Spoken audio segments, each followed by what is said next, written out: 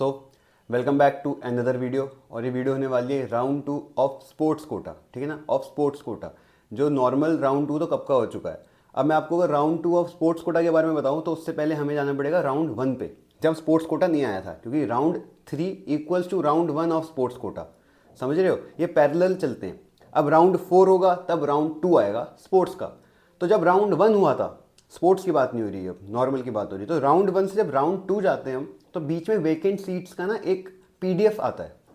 उसी तरीके से इसमें भी एक पीडीएफ आएगा, ठीक है ना, आता है, जिससे आप समझ पाओगे कि किस किस कॉलेजेस में सीट्स खाली हैं, ताकि आप उसमें फिर अपना अपग्रेड लगा सको। तो अगर मैं बताऊं कि जैसे राउंड 1 में जब हम राउंड 2 जाते हैं मेरिट के थ्रू, सो उसमें सीट्स जब खाली मिलती है तो बच्चा तब अपग्रेड पे लगाता है। और जब बच्चे को अपग्रेड के बाद सीट्स मिल जाती है तो जो सीट उसको पहले अलॉट हो रखी होती है वो खाली हो जाती है।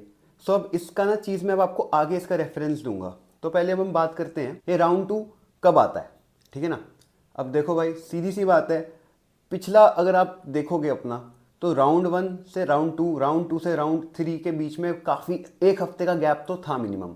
तो स्पोर्ट्स का भी जब राउंड 2 आएगा तो उसमें आप एक हफ्ता तो मान के चलो। अगर 15 अगस्त को आपकी अलॉटमेंट हुई है तो एक हफ्ता मानो। अगर आज ट्यूसडे है, आज 19 अगस्त है, तो फिर एक हफ्ता, ठीक है ना। राउंड 2 आने के चांसेस एक हफ्ता है। और राउंड 2 आने से पहले स्पोर्ट्स के एक पीडीएफ तो देखो आनी चाहिए, और आएगी। मेरे टाइम पे भी आई थी भाई, मेरे दोस्त ने भी शायद उसके लिए अप्लाई नहीं किया, बट उसने पढ़ा था उसको पीडीएफ में। उसके लिए दयाल सिंह और स्टीफन में सिर्फ सीट बची थी थ्रू क्रिकेट, ठीक है ना, उसका ये एक्सपीरियंस था, तो वो शायद उसमें नहीं घुसा था। और अब क्या इसमें आपको एडमिशन पक्का मिल जाएगा? तो देखो भाई, कह तो नहीं सकते, क्योंकि नंबर ऑफ सीट्स कितनी वेकेंट है वो बहुत मैटर करती है। अगर नंबर ऑफ सीट्स वेकेंट ही नहीं होगी तो फिर राउंड 2 किस बात का स्पोर्ट्स का, समझ रहे हो। जब सीट खाली नहीं बची तो मैं अपग्रेड किसके लिए करूं। So number of seats vacant होना बहुत जरूरी है, तभी आपको कॉलेज मिलेगा। वो भी पक्का नहीं है, क्योंकि बहुत बच्चे बैठे होते हैं अपग्रेड करने के लिए। अब बात रही सबसे बड़ा डाउट, सबसे बड़ा डाउट, ध्यान से सुनना इसको, ध्यान से, और थोड़ी ना बेसिक इंग्लिश लगाना। अपग्रेड का मतलब होता है ऊपर जाना, और डी ग्रेड का मतलब होता है नीचे जाना, ठीक है ना। सो अगर आप अपग्रेड पे क्लिक करोगे तो भाई आप ऊपर ही तो जाओगे, आपको नीचे का कॉलेज तो अलॉट नहीं होगा ना, उसमें डी ग्रेड का तो ऑप्शन नहीं मिल रहा ना आपको।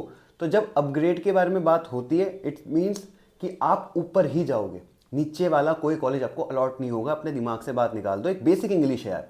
अपग्रेड, डी ग्रेड, आपको ऑप्शन किसका है? अपग्रेड का। तो आप ऊपर ही जाओगे, आपको ऊपर वाला कॉलेज ही अलॉट होगा। ये दिमाग से बात हटा दो कि अपग्रेड करने पे हमें नीचे वाला तो नहीं मिल जाएगा।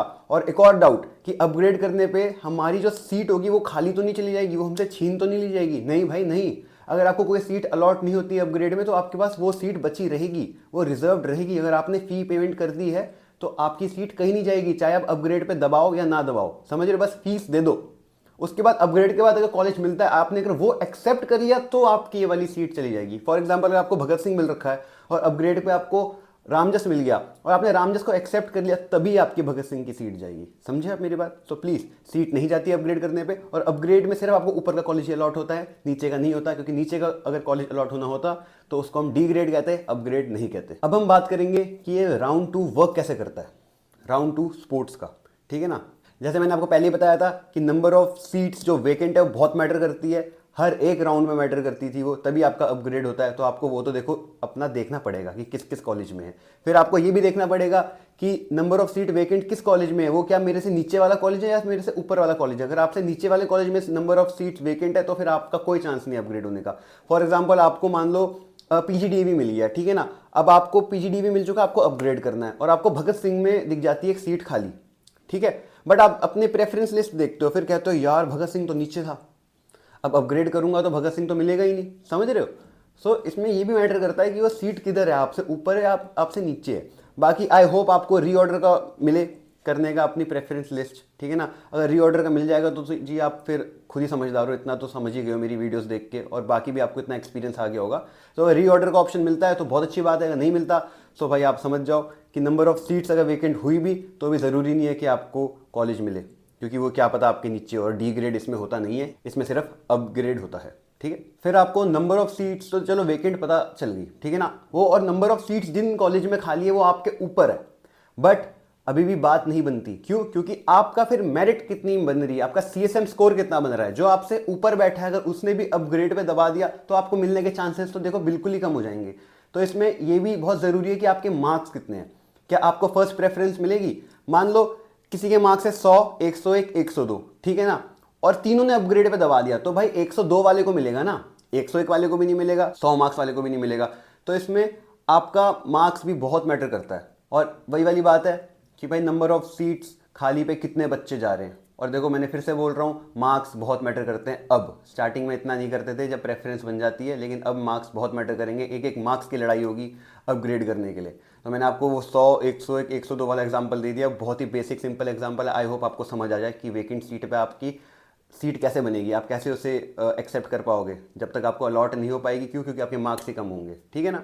100, 101, 102 वाली बात मैं फिर से वही करूंगा। मान लो 102 वाले ने अपग्रेड पे नहीं दबाया, 101 वाले ने भी अपग्रेड पे नहीं दबाया, अब 100 वाले को तो मिलेगा क्योंकि उसने अपग्रेड पे दबाया था। तो देख रहे हो कंपटीशन कैसे मरता है। तो ये भी मैटर करता है कि सामने वाला चाहता भी है अपग्रेड करना, नहीं चाहता तो फिर आपकी बारी आ गई अपग्रेड की। अब मैं कुछ आपको एग्जाम्पल से चीज़ें बताऊंगा, समझाऊंगा, ठीक है ना। एग्जाम्पल लूंगा अच्छे अच्छे, प्लीज़ गौर फरमाना, ध्यान से सुनना एग्जाम्पल को। और देखो आप 17-18 साल के बच्चे हो, आप इतना सिंपल एग्जाम्पल प्लीज़ समझना, ठीक है ना। मेरे से इस एग्जाम्पल के ऊपर सवाल मत पूछना यार, ठीक है ना। मैंने बहुत सोच समझ के बनाया। तो भाई देखो एग्जाम्पल में मैं कॉलेज लूंगा हिंदू, ठीक है ना, फिर रामजस को लूंगा, फिर मैं लूंगा वेंकी को, और फिर मैं लूंगा भगत सिंह को, ठीक है ना।